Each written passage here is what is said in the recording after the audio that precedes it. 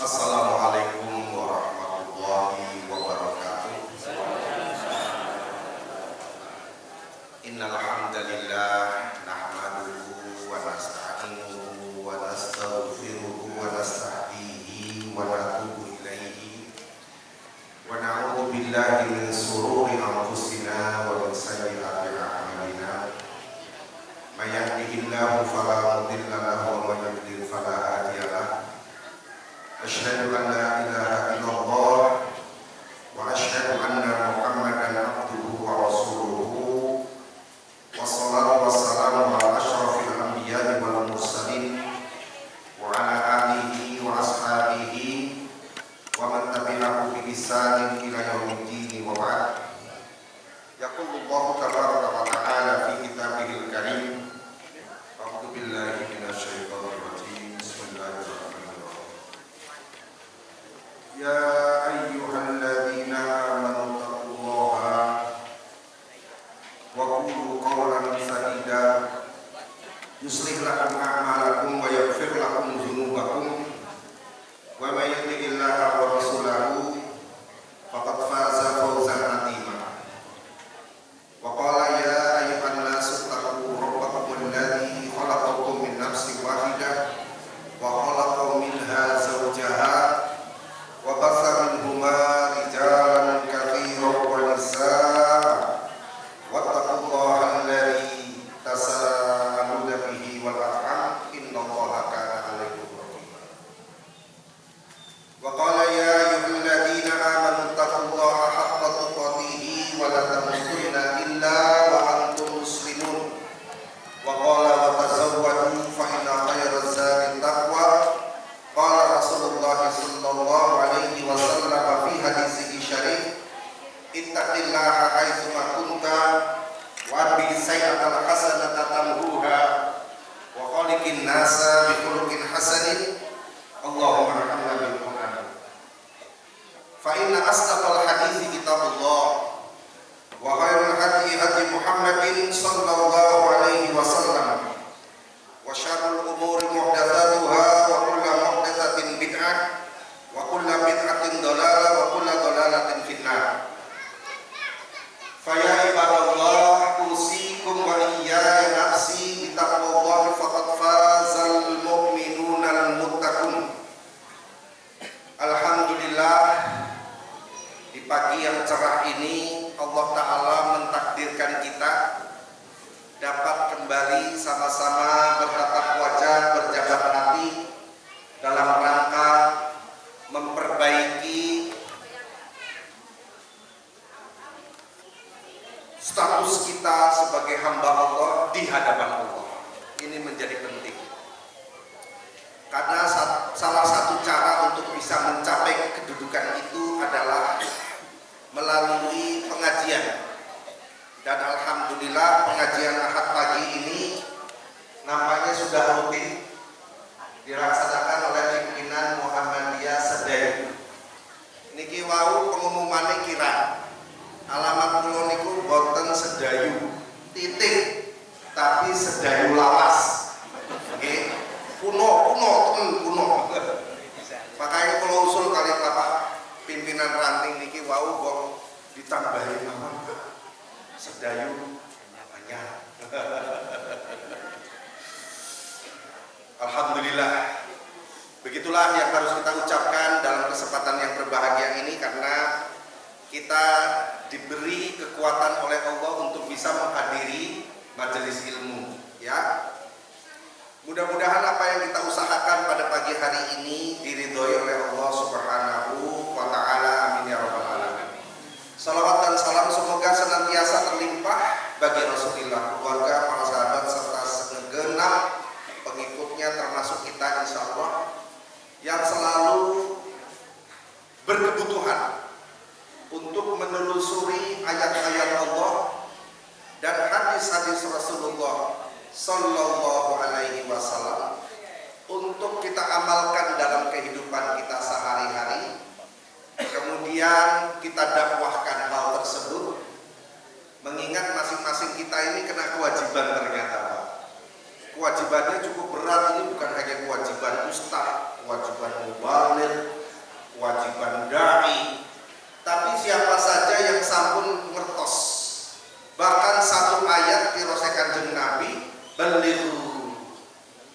jadilah mubaligh, sampaikanlah walau ayat, meskipun hanya satu ayat. Lah bapak-bapak ini pun sami pinter saja nih, tinggal keberanian untuk menyampaikan kebenaran itu menjadi hal yang merupakan kebutuhan.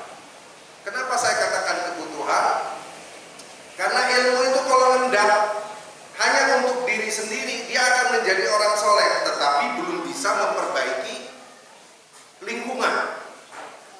Maka yang terbaik adalah menjadi orang yang muslih, orang yang memperbaiki, bukan hanya dirinya sendiri, tetapi juga pertama keluarganya, berdasarkan ku anfusakum wa ahlikum nar. Jagalah dirimu dan keluargamu dari sengatan api neraka. Dimulai dari diri, kemudian keluarga, lalu berkembang kepada lingkungan RT, RW, kemudian desa, ya, camat, kabupaten dan seterusnya. Kita ternyata punya kewajiban, bapak-bapak semuanya ini punya kewajiban. Dan masing-masing kita itu minimal sudah 7 ayat Al-Fatihah itu hafal itu. Gak mungkin tidak ada yang hafal surat Al-Fatihah. Mulai dari Bismillahirrahmanirrahim, Alhamdulillahirabbil alamin, Ar-Rahmanirrahim, Maliki yaumiddin, Iyyaka na'budu wa iyyaka nasta'in, ihdinas siratal mustaqim, siratal ladzina an'amta 'alaihim, ghairil maghdubi 'alaihim waladdallin. Itu kalau dikupas itu bisa 2 jam, 3 jam belum selesai, bahkan bisa berseri-seri. Nah itu ya Pak ya. Maka dalam kesempatan ini, kita ini termasuk umat yang hidup setelah Rasulullah wafat, bahkan sahabat meninggal dunia, bahkan tabi'in niku nopo? Tabi'in itu adalah man laqiya sahabiyan musliman wa mata 'alal Islam.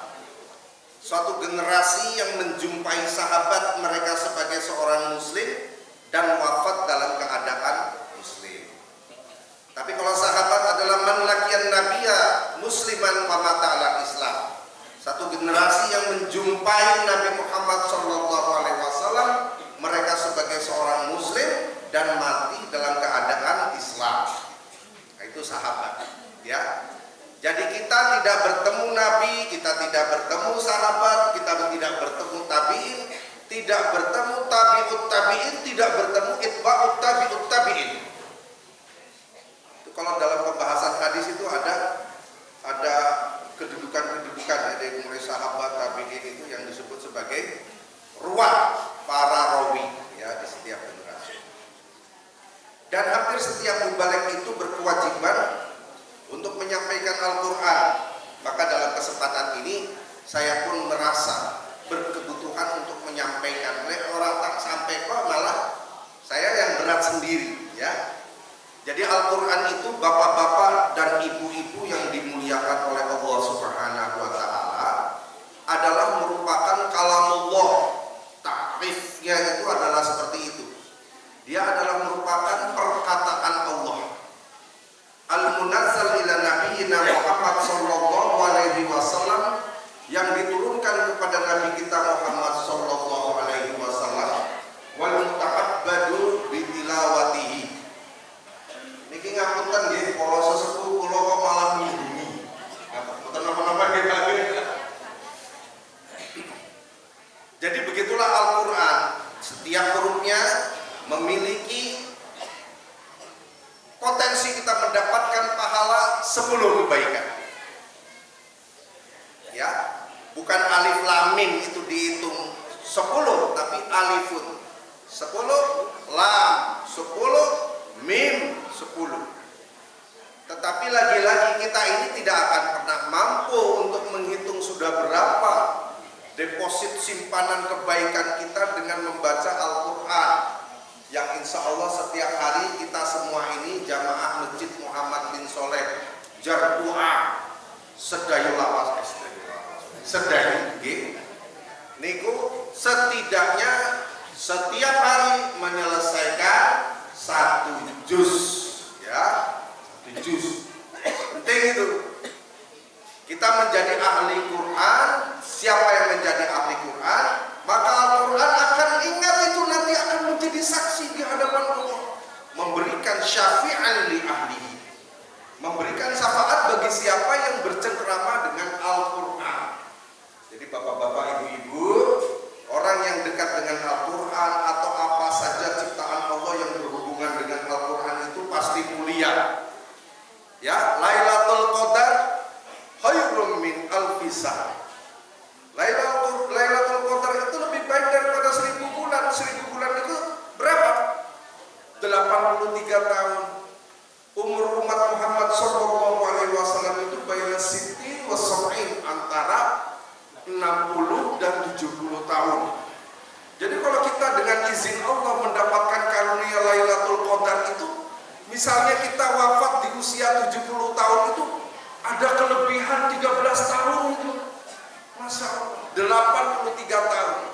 Kalau kita melazimi iktikaf, di mana di dalam Asrul Awakhir ada 5 hari yang waktu itu adalah waktu strategis, di mana kemungkinan besar Lailatul Qadar itu turun dan kita mendapatkannya, berarti kita sudah bonus. Andai kata kita wafat 70 tahun, ada 13 tahun, lebih baik daripada 1000 bulan kebaikan. Masya Allah.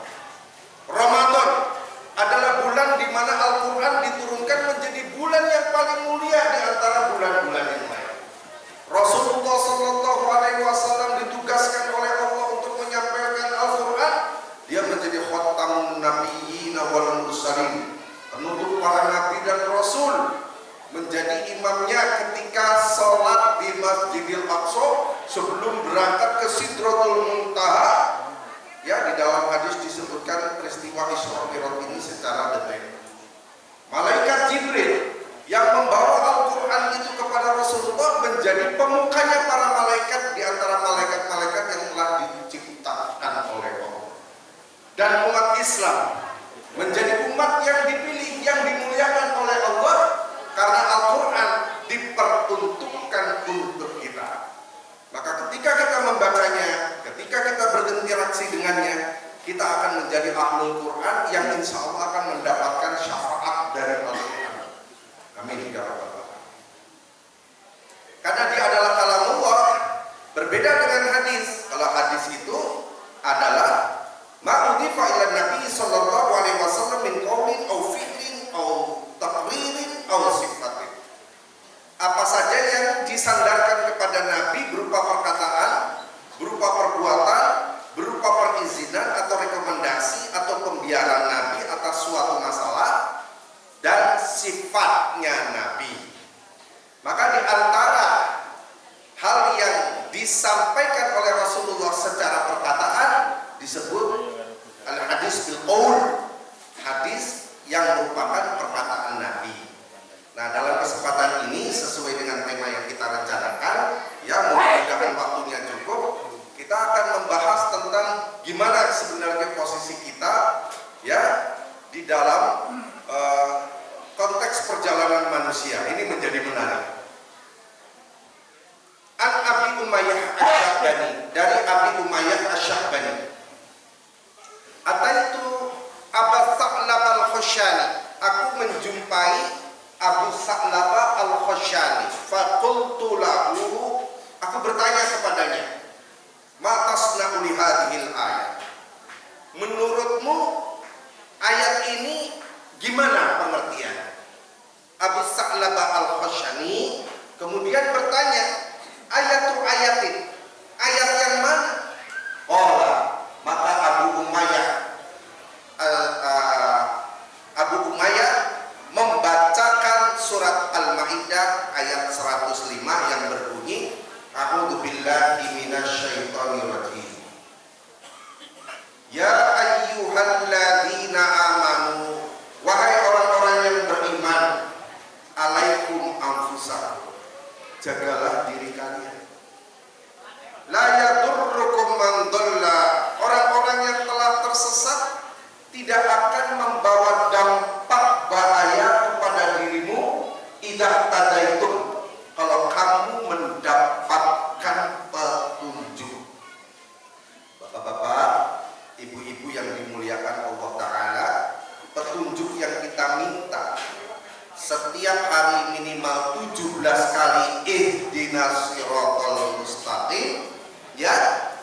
itu adalah siratal ladzina an'amta alaihim, yaitu jalan orang-orang yang telah Engkau beri nikmat kepada mereka. Siapa yang dimaksud di sini? Dijelaskan dalam surat An-Nisa 69, "May yuti'illaha wa rasulah." Siapa yang taat kepada Allah dan Rasul, faulaika ma'al ladzina an'amallahu alaihim. Mereka akan bersama orang-orang yang telah Allah beri nikmat kepada mereka. Siapa? Yang pertama minan nabiyyin. Insya Allah kita ini nanti akan bertetangga dengan para nabi. Ya, minan nabiyyina wasiddiqin, dan orang-orang yang antara ucapan dan perbuatannya selaras. Dia tidak pernah ragu tentang apa yang diturunkan oleh Allah. Sedikit pun dia tidak pernah ragu dengan apa yang dicontohkan oleh Rasulullah. Punggawone kelompok ini adalah sahabat Nabi yang dinamakan Abu Bakar As-Siddiq. As-Siddiq itu lakop yang diberikan Nabi kepada Abu Bakar, namanya Abu Bakar ibnu Abi Quhafa. Ya, sampai-sampai Abu Bakar itu ketika peristiwa Isra Mi'raj, ya Pak ya, Abu Bakar itu digadang-gadang oleh Abu Jahal karena seluruh kaum muslimin sempat goncang ketika Rasulullah pulang dari Isra Mi'raj itu. Rasulullah cerita bahwa dia baru saja dari Al-Quds, Palestina hari ini yang dijajah oleh Israel, laknatullah alaih. Ya, jajah. Terus dia cerita lagi, habis itu saya berangkat sampai ke langit ketujuh, bertemu dengan para nabi, bertemu Allah. Disitulah turun perintah sholat dan seterusnya, diceritakan oleh Rasulullah.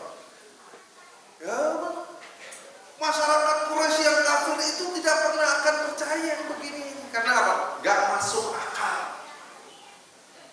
Butuh 4 bulan perjalanan onta dari Mekah sampai ke Masjidil Aqsa itu.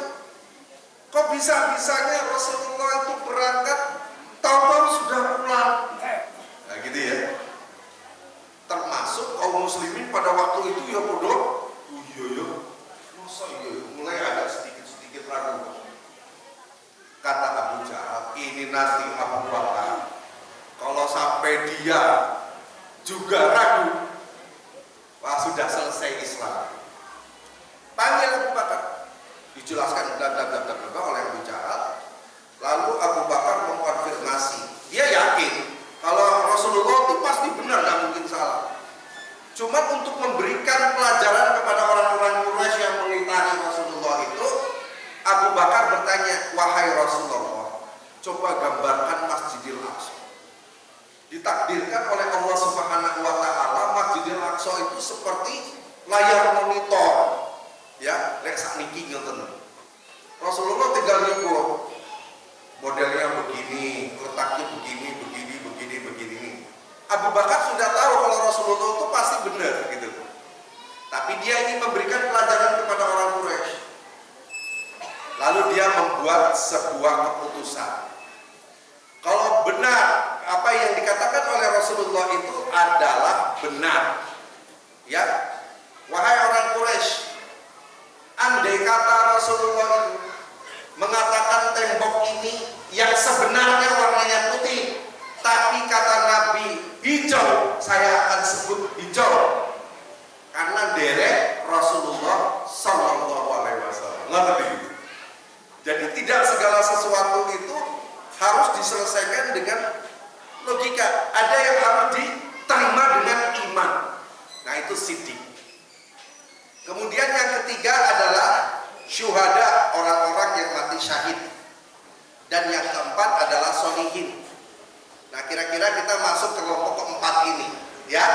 Ihdinas siratal mustaqim yang kita minta kepada Allah ini masuk kepada kategori yang keempat di dalam ayat 69 surat An-Nisa ini. Wa hasuna ulaika rafiqa. Mereka-mereka ini termasuk orang-orang baik yang akan menjadi temannya para nabi, para siddiqin, para syuhada dan para sholihin. Begitu ya, Pak ya. Nah, dari sini kita bisa tahu ketika kita minta petunjuk kepada Allah, maka la yadurrukum man dhalla idza tadaitum. Orang-orang yang telah tersesat itu tidak akan bisa menyesatkan kita kalau kita mendapatkan petunjuk. Petunjuk itu didapati dari ilmu. Ilmu itu adalah Quran dan hadis yang sudah saya sebutkan definisinya itu tadi. Ilallahi marji'ukum jami'an. Kepada Allah lah kalian akan dikembalikan. Fayunabbi'ukum bima kuntum ta'malun, dan akan diceritakanlah tentang apa yang telah kamu perbuat ketika hidup di dunia ini. Itu surat Al-Maidah 105. Maka Abu Sa'labah Al-Khushani kemudian mengatakan, setelah Abu Umayyah menyebut ayat ini, membacakan ayat ini, dia menjawab, wallahi, demi Allah, laqad sa'alta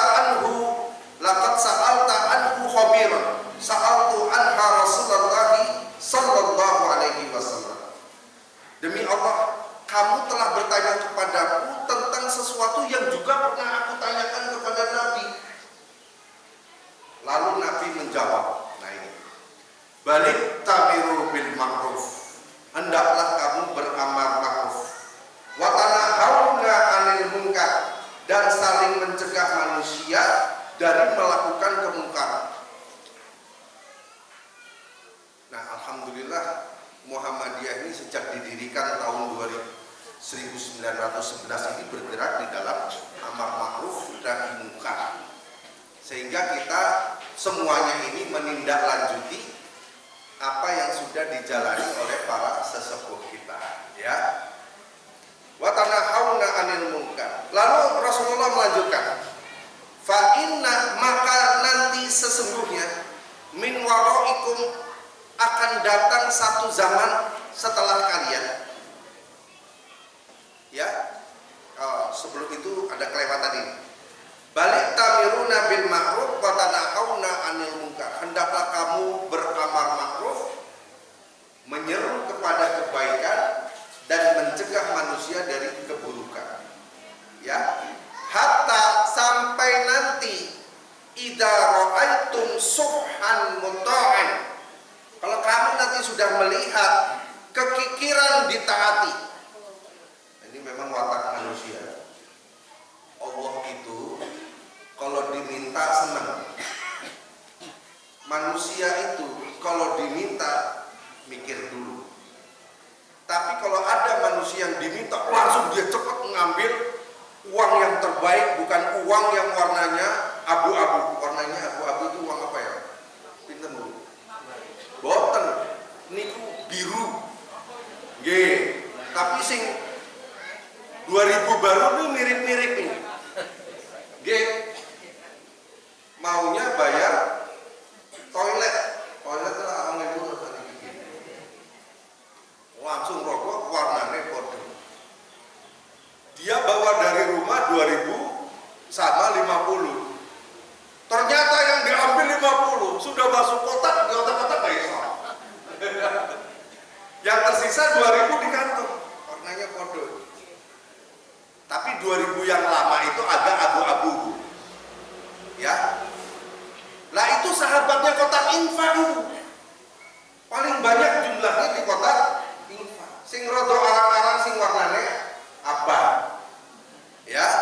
Karena nilainya terlalu tinggi. Kita mungkin milih-milih. Sing 2000 itu ya boleh, sing recek. Astagfirullah. Itulah kalau Allah itu diminta itu senang. Manusia kalau diminta itu cek mikir-mikir, ya, masih mikir-mikir. Tapi nanti di akhir zaman, nah kita cerita akhir zaman ini.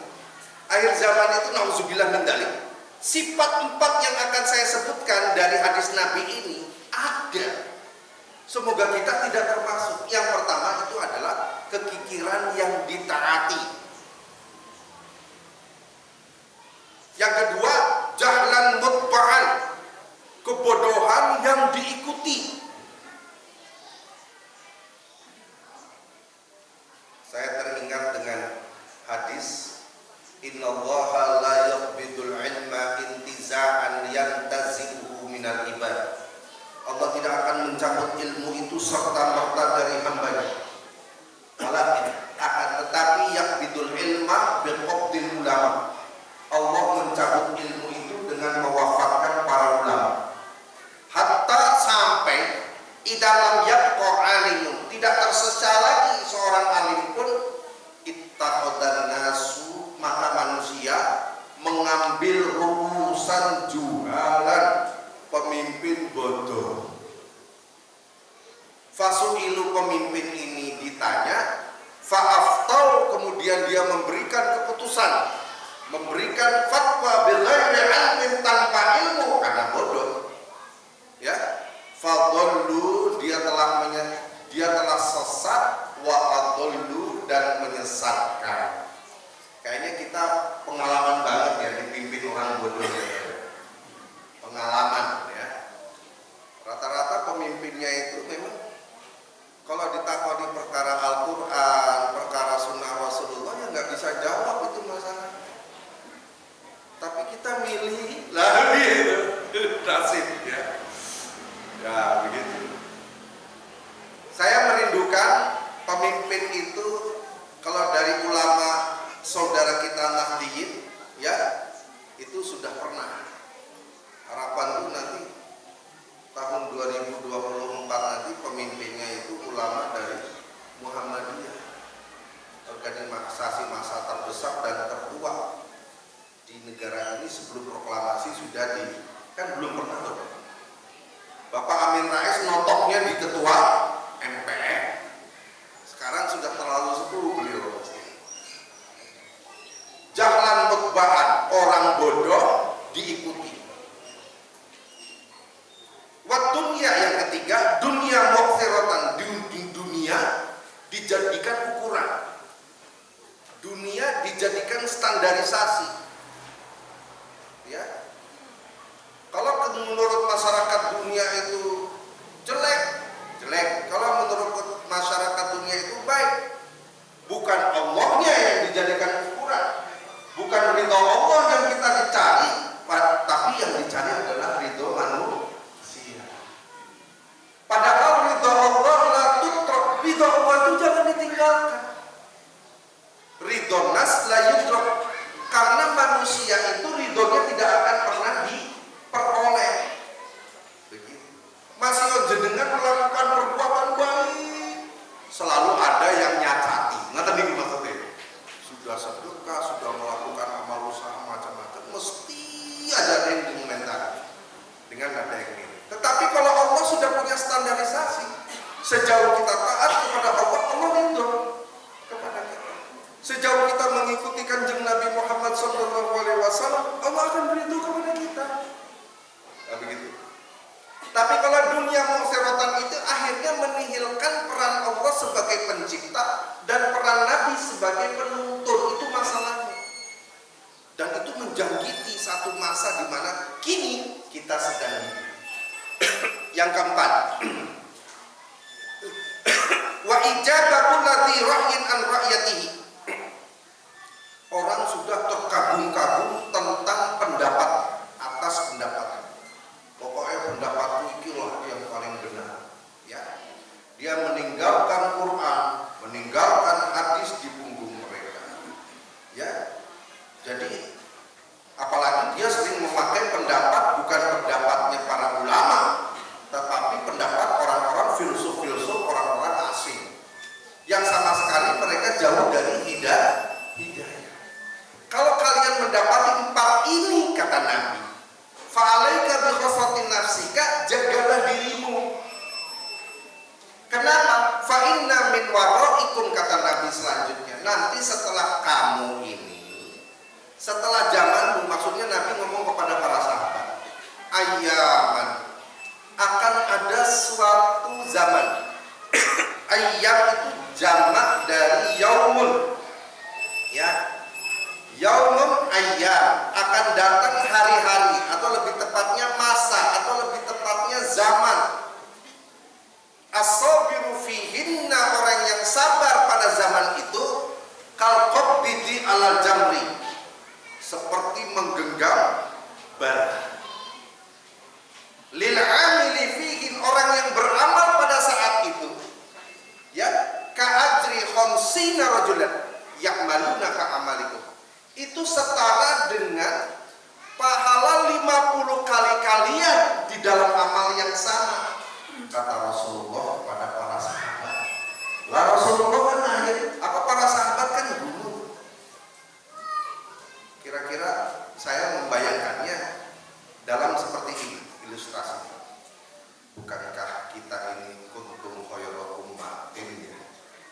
Bukankah Rasulullah pernah mengatakan khairul quruni, sebaik-baik zaman, qarni adalah zaman di mana aku hidup, yaitu Rasulullah dan para sahabat. Summal ladzina yalunahum, kemudian generasi yang datang sesudah mereka, tabi'in. Summal ladzina yalunahum, kemudian generasi yang datang sesudah mereka, tabi'ut tabi'in. Tapi kok Rasulullah ngomong seperti ini nih kiye? Ya. Maka para sahabat pun bertanya kepada Nabi, ya Rasulullah, a'ajru khamsina minna au minhum, itu 50 kali di antara kita, para sahabat maksudnya, atau 50 kali di antara mereka sendiri?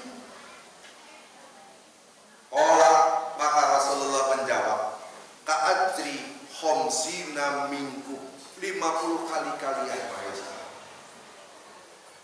Nek Rasul sampun ngendikan kados mekatennya teniki pun para sahabat manut percaya, ya, berarti yang dimaksud oleh Nabi itu memang bukan sahabat, tapi orang yang datang setelah sahabat, orang yang hidup di akhir zaman yang penuh fitnah. Pagi dia bisa menjadi seorang mukmin, sore bisa menjadi kafir. Sore seorang mukmin, paginya jadi kafir. Nauzubillah. Ya. Karena itu tidak ada cara yang paling tepat di zaman yang seperti itu nanti, atau mungkin insya Allah saat ini kita sedang hidup, kecuali kita harus berpegang teguh dengan tali agama Allah. Waqtasimu bihablillahi jami'ah. Itu ada di lambang, ngerti nggih? Lambang Muhammadiyah. Waqtasimu bihablillahi jami'ah wala tafarraqu.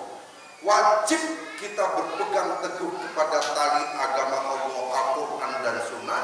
Wala tafarraqu, haram kita berpecah belah. Wa fi riwayatin, di dalam riwayat lain disebutkan begini penjelasan terhadap hadis yang panjang ini. Rasulullah menambahkan, tajiduna lil khairi apa? Enak kamu sekarang. Kamu hidup di zaman situasi yang kondusif. Maksudnya itu, Al-Quran masih turun, Rasulullah masih hidup. Setiap permasalahan yang menyangkut keumatan bisa diselesaikan langsung, dijawab oleh Nabi dengan firman Allah maupun hadis Rasulullah.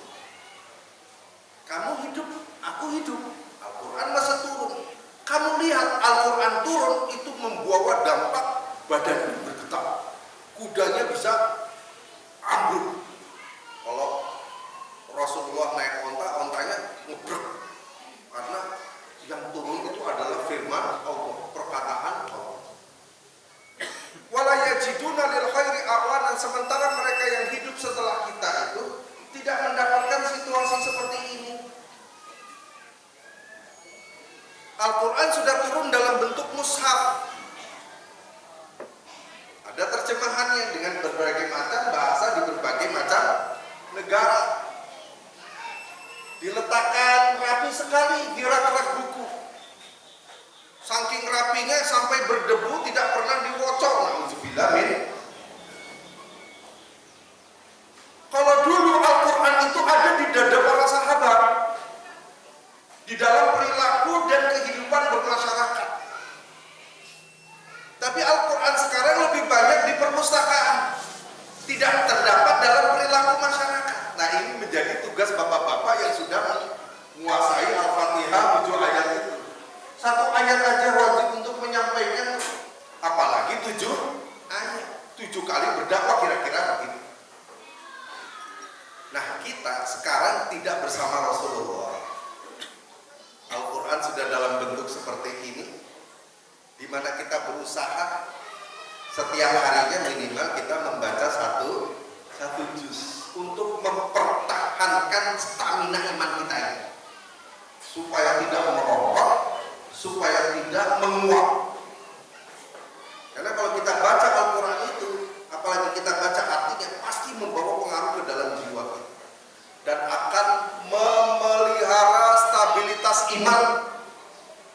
Makanya salah seorang presiden pertama ya, Winston Churchill, Inggris, Perdana Menteri pertama itu berkata, Al-Quran ini kalau masih dipegang dan dipelajari oleh Islam, oleh umat Islam, itu akan menjadi bahaya bagi kita. Terus piye? Yone iso diaturno. Caranya piye?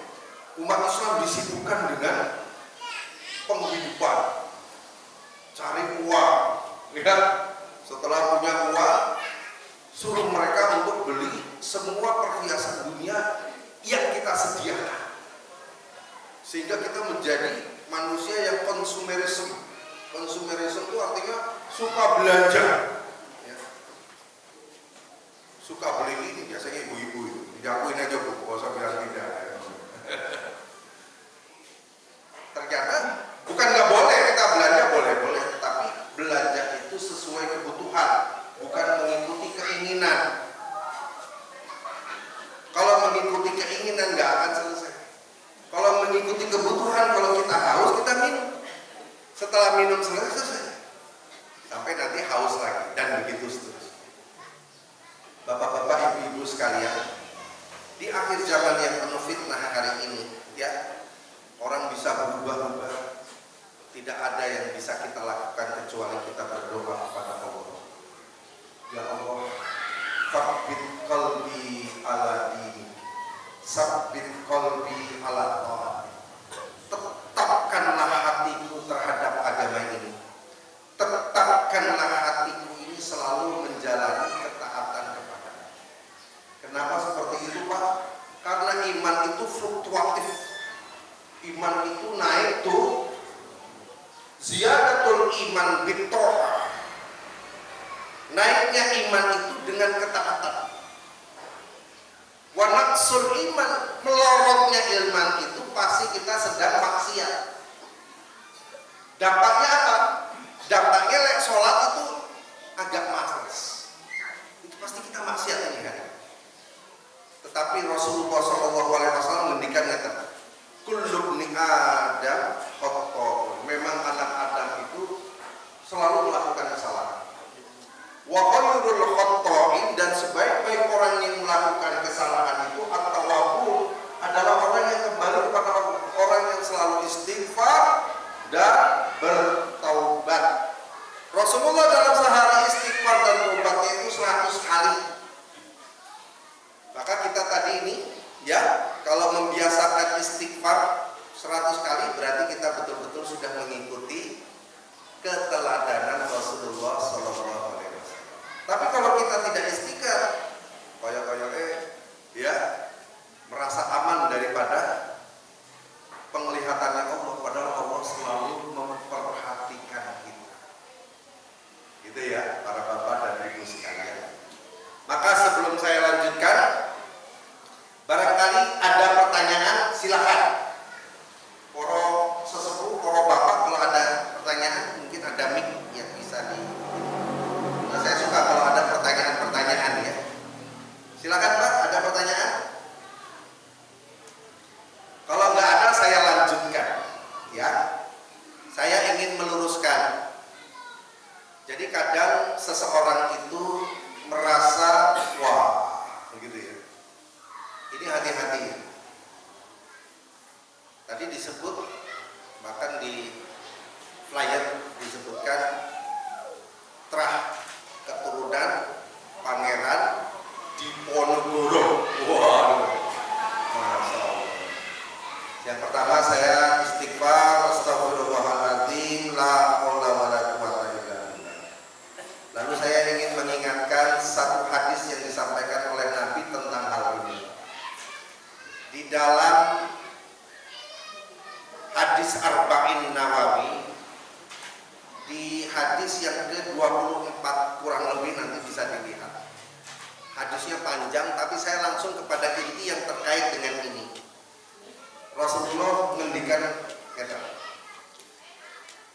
"Waman batta'a bihi amaluhu, lam yusri bihi nasabuhu." Siapa yang amalannya lambat, maksudnya sedikit. Kalau pakai bahasa Gen Z, kira-kira begini artinya. Mohon maaf yang tua-tua ya, karena ada anak-anak muda banyak. Siapa yang amalannya minimalis, keturunan apapun nggak ngefek. Siapa amalannya yang pas-pasan, tidak berusaha untuk meningkatkan kualitas amal, maka dia tidak bisa mengandalkan keturunan darah biru. Padahal darah itu merah, ya. Darah biru itu hanya istilah orang-orang keraton. Diponegoro itu nggak suka dengan model-model begini. Dia menjauhi keraton. Keluar dari keraton karena waktu itu keraton dihinggapi oleh sifat hedonisme, sifat hubud dunia. Dan alhamdulillah Mustahar Bendoro Raden Mas Mustahar Ontowiro nama aslinya, itu dididik oleh neneknya Ratu Ageng, istri dari HB1, Hamengkubuwono pertama. Lah, nenek buyutnya ini ternyata seorang mujahidah yang selalu mendampingi Sultan Hamengkubuwono pertama berperang melawan Belanda di sekitar Kulon Progo. Punya anak HB2, karena lahir di kaki Gunung Sindoro, anak itu dinamakan Sundoro. Mujahid, kenceng, lawan Belanda. Sundoro ini HB2 punya anak HB3. HB3 itu adalah bapaknya BRM Bendoro Raden Mas Mustahar Ontowiro. Tetapi dari Garwo Ampenan, dari istri yang kesekian, yang kedua. Dari istri pertama belum melahirkan anak, setelah Diponegoro besar baru dia punya anak. Di masa itu, di masa HB2 ini, HB3, itu situasi istana dikuasai, keraton maksudnya, dikuasai oleh perilaku amoral. Nauzubillah min dzalik. Jadi Belanda, nauzubillah min dzalik, yang memang tidak punya moral, itu merusak tatanan ajaran Islam di wilayah keraton. Akhirnya Mustahar Ontowiro ini keluar dari keraton, kemudian membersamai nenek buyutnya yang sudah tua, yang setiap hari maos Quran, menelusuri hadis Rasulullah, mempertahankan iman, sinau karo nenek buyutnya, sehingga nek saiki yo diarani militan di Ponegoro itu. Gurune kata, ya, tapi dia modelnya santri kalong, mendatangi guru. Memang ilmu itu didatangi, ya, ilmu itu tidak bisa datang kepada kita, tapi kita mendatangi ilmu. Seperti bapak-bapak, ibu-ibu ini mendatangi ilmu hari ini. Di antara pelajaran-pelajaran yang disampaikan oleh Diponegoro adalah ketika dia ditanya, kamu tuh maksudnya apa? Cita-citanya sangat jelas. akan menegakkan syariat Islam di tanah Jawa. Jadi sekarang para pengusung syariah itu sebenarnya menindaklanjuti apa yang sudah dilakukan oleh para leluhur mereka. Jadi kalau hari ini ada yang mengatakan orang berbicara syariat Islam itu pasti dia radikal, teroris, pertanyaannya, berarti Pangeran Diponegoro seperti yang kamu katakan. Kalau seperti itu, kenapa kemudian pemerintah Republik Indonesia pada tahun 1973 mengukuhkannya sebagai pahlawan nasional? Karena syariat Islam itu adalah mempersatukan perbedaan bangsa dan warna kulit, disatukan dengan la ilaha illallah Muhammadar Rasulullah. Kalaupun ada orang yang tidak mau mengucapkan hal tersebut, yang nggak dipaksa, maka dilindungi, diberikan hak-haknya untuk beribadah sesuai dengan keyakinannya. Kalau sekarang sudah termaktub di dalam Pancasila dan Undang-Undang Dasar itu sebagai sebuah konsensus nasional. Semua itu kerja keras para pahlawan kita, dan mereka sudah melakukan tugasnya. Adapun kita yang hari ini hidup, bagaimana tugas kita sebagai hamba Allah? Kenapa? Walaqad ji'tumuna furoda. Karena kita semua, kata Allah, kamu akan mendatangi kami furoda, sendiri-sendiri, membawa amal kita masing-masing, bukan membawa saya ini keturunan Nabi, saya ini keturunan Diponegoro. Gak bisa saya mengandalkan mustahar lagi, ya, karena kita dengan amal yang kita bawa masing-masing, ya. Nah, prestasi yang dilakukan oleh Pangeran Diponegoro itu adalah menjadi hamba Allah sebagai seorang muslim, menjadi pengikut Rasulullah yang dia sangat mencintainya, dan pasang badan untuk itu sampai terjadi pertempuran pada tahun 1825 sampai 1830 membangkrutkan Belanda. Kerajaan Belanda itu bangkrut. Akhirnya ditangkap dengan jebakan di Magelang, lalu dibuang ke Manado. Sebelumnya sudah ditangkap Imam Bonjol, ya. Setelah dari Manado dipindah ke Makassar, dipenjara di penjara, mohon maaf kalau saya salah, kalau nggak salah namanya Rotterdam. 25 tahun sampai meninggal dulu. Cita-citanya jelas. Syariat Islam itu mempersatukan, bukan menjadi alat pemecah belah. Maka kalau Indonesia ingin aman, ikuti visi itu, gitu loh. Visi pahlawan kita itu semuanya seperti itu. Maka ketika Diponegoro ditanya, kamu ini tujuannya apa? Saya ingin menegakkan syariat Islam di tanah Jawa. Maka para ulama waktu itu, kalau begitu, maka kamu harus betul-betul berintimak kepada Turki Utsmani. Aku ngebayangkan waktu itu belum ada telepon, belum ada SMS, belum ada WA, tapi bisa ada komunikasi batin yang intens. Butuh 4-5 bulan naik kapal baru bisa kepanggihan kepada Kesultanan Turki Utsmani.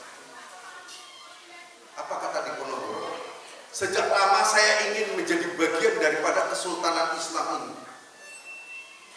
Jadi raja-raja di Indonesia Nusantara pada waktu itu menjadi bagian yang tidak terpisahkan. Mereka tidak berani menyebut nama dirinya Sultan sebelum Sultan Turki menurunkan SK. Jadi kita itu menyatu dulu, ya. Tetapi penjajah dari Eropa tidak mengendaki Indonesia bersatu. Oleh karena itu, seruan persatuan Indonesia di dalam Pancasila itu memiliki irisan kepentingan dengan syariat Islam, irisan ajaran yang sama. Jadi bersatu itu adalah merupakan kebutuhan yang kita harus bisa lakukan. Seperti itu ya Pak.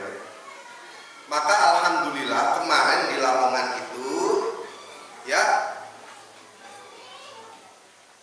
Kiai NU namanya Kiai Gofur, usianya 76 tahun. Dia pengasuh pondok pesantren Sunan Derajat. Awalnya beliau tidak begitu suka dengan saya karena saya muridnya Ustadz Abu. Itu kesalahan saya. Tapi alhamdulillah di media sosial saya tidak pernah mencela Nahdiyin. Nahdiyin ta'arani dulurku, kakak tertua sebagaimana saudaraku Muhammadiyah. Kalau terjadi sesuatu kepada Nahdiyin maupun Muhammadiyah, maka itu sama dengan mengusik keamanan saya. Rupanya ada tim IT sing ngiteni aku. Jadi aku ini bukan hanya diawasi oleh Intel, tapi juga diawasi oleh konco-konco saking Muhammadiyah yang tugasnya di bagian teknologi informasi. Dan mereka tidak mendapati saya menyerang Nahdiyin. Akhirnya Pak Kiai Gofur itu dari awalnya bilang begini, sedayu lawas ki akeh wong sing pinter. Tapi kok iso-iso ono pondok sing ngadegno teroris. Gawat. Itu qaulul qadim, perkataan dulu. Tapi kemudian setelah ada laporan dari anak buahnya seperti itu, dia mengatakan perubahan karena punya radio, Pak ya. Jadi dia bicara di radio, didengar, bisa di-relay ke beberapa tempat di seluruh Indonesia. Dia bilang, lah ngene iki kiai serangan kepada seluruh kaum muslimin. Nah, ini penting bagi kita. Apapun organisasinya, dia adalah saudara kita. Beda kunut, ono sing ora kunut ya. Ada yang tahiyat ngeten ini, ono sing ngeten-ngeten ini ya. Ada yang habis iktidal menggantungkan tangan atau sedekap. Mana yang benar? Yang salah yang mana, Ustaz? Yang salah adalah yang tidak sholat. Pokoknya semua orang sholat, mungkin pendapatnya beda-beda, tapi dia adalah ahlul kiblah. Begitu Pak. Ini menjadi kekuatan. Dan alhamdulillah akhirnya saya diterima menjadi tamunya ketika saya silaturahim. Maka silaturahim ini penting, ya, mengunjungi para kiai, para ulama, ngasuh kawruh, menuntut ilmu, minta pencerahan sekaligus menyambung kekuatan antar umat Islam. Maka pada aksi Palestina kemarin pada hari Ahad tanggal 18, beliau yang sudah sepuh itu rawuh orasi. Orasinya bagus banget, ada poin penting. Nang sedayu lawas niki wonge ngegas kenceng-kenceng. Tapi sing etan posisi domisili beliau itu orangnya damai. Tapi damai dengan sikap tegas itu adalah bagian daripada ajaran Islam. Muhammad Rasulullah itu ya, walladzina ma'ahu, dan yang bersamanya asyidda'u 'alal kufar, bersikap tegas kepada orang-orang kafir, wa ruhama'u bainahum, dan sangat berkasih sayang sesama muslim. Jadi kalau kita ketemu dengan saudara-saudara beda ormas, peluk dia dengan sepenuh hati. Karena ini adalah sama-sama menyembah Allah Subhanahu wa Ta'ala. Nah, ini ada cerita menarik, Pak. Dulu Hamka itu pernah diundang oleh Kiai Haji Abdullah Syafi'i. Ketika diundang, beliau masuk waktu sholat subuh. Hamka kan Muhammadiyah apa? Ya orang kunut loh, ya kan? Kira-kira Kiai Abdullah ini mau ngetes. Orang tahu kunut ini mesti selalu kalau kunut ini. Akhirnya Profesor Haji Abdul Malik Kabir Umurullah, nama lengkap Hamka itu, sholat subuh. Setelah rukuk yang kedua, tidak.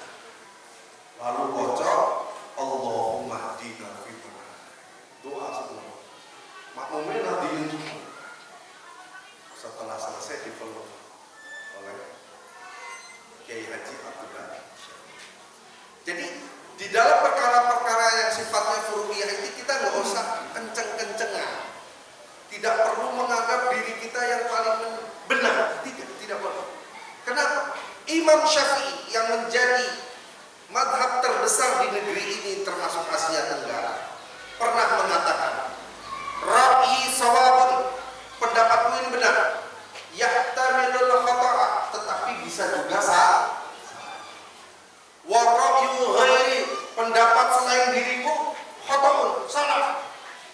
Yahtamilu shawaba, tetapi bisa juga benar. Itulah kenapa Profesor Hamka beliau kunut ketika di Masjid Asy-Syafi'iyah diundang oleh Kiai Haji Abdullah Syafi'i Wahid. Ya. Beliau disakiti oleh Presiden pertama Republik Indonesia, Insinyur Soekarno, dilebokno ke dalam penjara. Ya. Didolimi. Tapi ketika Soekarno menjelang ajal, dia meminta Hamka untuk mensolatinya. Hamka nggak akan mengatakan kamu dulu menjarakan aku, enak aja minta nyolat. Tidak, dia langsung mendatangi dan mensolati jenazahnya Presiden Republik Indonesia pertama Soekarno. Begitu ya, Bu ya. Nah ya. Jadi lapang dada. Abdul Razak Fakhruddin, salah satu pemimpin Muhammadiyah sebelum Kiai Haji Azhar Bashir, adalah seorang yang hafizul Quran, tahsinul qiraatil Quran jayyid. Kalau baca bisa membuat orang menangis karena lembut, kemudian bagus suaranya. Diundang sama Gus Dur. Gus Dur mengundang pas Ramadan. Nah, diminta jadi imam tarawih. Akhirnya Pak Yai AR, akrabnya dipanggil seperti itu, bilang kepada jamaah, pripun sederek sedaya niki jenengan sing 11 napa sing 13? Ya 13 ta wong nanti. Ya tak? Kata Pak Yai AR atau Pak AR, akrab di samping dipanggil seperti itu. Oke, monggo kita mulai. As-salatul jami'ah. Ya, dia yang ngikuti cara ini. Sholat wacaan yang enak tapi rodok suwe. Tapi sebelum ditanya, ini yang 22 atau 4-4-3? 2 rakaat yi. Oke, monggo. Akhirnya dia ada Allahu Akbar, baca Fatihah, baca surat, kira-kira 2 rakaat pertama tuh 15 menit, 10 menit. Iki lutut wis kemeng, Pak. Sampai ke rakaat yang ke-8, Pak AR balik. Pripun sederek-sederek niki diterusaken 13 napa dipungkasi mawon witir. Witir mawon iki. Gus Dur nek cerita niki ya, itu sampai ke mekel. Ketawa terbahak-bahak. Dia bilang, "Ya iso-iso. Kiai Muhammadiyah masuk sarang NU merubah 23 menjadi 11." Tetapi nggak marah. Ya, Masya Allah.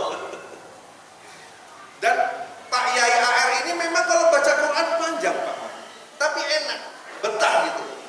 Bacaan anak-anak muda kita sekarang kan bagus-bagus tuh. Tasinnya api-api. Tapi yang dinasehati perlu memang. Kadang lupa, udah enak, baca nggak tahu di belakang itu ada orang yang sudah 70-an tahun sudah mulai sholat itu ganti sikil. Kadang kaki kanan, kadang kaki kiri, gitu. Kadang jinjit ki imamnya sapa tuh jadi suwe. Ya Allah. Maka kalau kita menjadi imam di masyarakat umum, itu perlu pakai yang paling ukuran yang paling, kan dia sebelum imam itu kan jadi sabu subuh vakum itu kan bisa ngelihat tuh makmumnya tuh. Kalau ada orang yang tua lah berarti juz amma aja. Juz amma itu ya kalau amma ya tasawun ya lumayan dulu gitu. Ya yang kalian sabis mau bikala lagi ya apa seperti itulah ya. Atau ayat-ayat panjang diambil penggalan-penggalan tertentu. Jangan diteruskan seenaknya dia, nggak boleh. Karena Rasulullah pernah memarahi itu seorang sahabat, apa kamu akan membuat fitnah di dalam sholat? Makmum itu ada yang punya keperluan, ada yang punya janji, ada yang sudah punya tua, ada yang lututnya udah kena sendi, ya, itu ya, sudah getar gitu ya, sudah tremor. Maka mudahkanlah, jangan dipersulit. Yassiru wala tu'assiru, gitu ya. Nah ini menjadi penting untuk kita dalam konteks minallah dan hablum minannas, hubungan horizontal satu sama lain. Jadi tugas kita belum selesai. Di zaman yang penuh fitnah ini tidak ada cara lain kecuali kita berpegang teguh kepada apa yang diperintahkan oleh Allah dan menjaga dari larangan-larangan Allah untuk supaya tidak kita lakukan. Terus mengikuti semua keteladanan Rasulullah, insya Allah kita akan selamat. Alaikum anfusakum la yadurukum man dhalla idza hadaytum. Jagalah diri kita. Kadang orang-orang yang sesat tidak akan menimbulkan bahaya sedikit pun kepada kita kalau kita mendapatkan petunjuk yang minimal sehari semalam kita minta 17 kali ihdinas siratal mustaqim. Demikian apa yang dapat saya sampaikan pada kesempatan ini. Mudah-mudahan bapak-bapak, ibu-ibu tidak was ya. Apa gitu? Karena memang ilmu Allah itu tak bertepi. Laukan bahru bidada. Kalau laut dijadikan tinta, lana fidal bahru, laut akan kering. Qabla an tanfada kalimatu rabbi. Sebelum ilmu Allah itu tertulis. Walau ji'na bimislihi madada. Meskipun kita mendatangkan laut yang semisal, kepala kita ini otaknya hanya sebatas apa yang ada di tengkorak kepala. Ilmu Allah itu tidak terbatas. Bahkan kita sudah wafat pun ilmu Allah terus berkembang dan tidak akan pernah mampu kita capai. Jadi kalau ibu merasa cukup, wah mengajar itu cocok, enggak, belum selesai ini. Butuh kita ustaz-ustaz lain untuk memberi pencerahan kepada kita supaya kita semangat untuk baca Quran, semangat untuk satu hari satu juz, sehingga kita menjadi ahli Quran nanti di akhirat ini akan memberikan syafaat kepada kita. Alhamdulillahirabbil alamin. Demikianlah apa yang dapat saya sampaikan. Mohon maaf kalau ada kekeliruan kata. Mudah-mudahan Allah mengampuni saya dengan sebab itu, dan mudah-mudahan kalau Allah mentakdirkan pada hari ini kita bisa bertemu, insya Allah kita akan ketemu nanti di akhirat, ya, di dalam keridhaan Allah dan di surganya. Amin ya rabbal alamin. Aku qouli hadza wa astaghfirullah li wa lakum wa li sa'iril muslimin wal muslimat min kulli dhanbin wastaghfiruhu innahu huwal ghafurur rahim. Wabillahi taufiq wal hidayah. Walhamdulillahi rabbil alamin. Wassalamualaikum warahmatullahi wabarakatuh.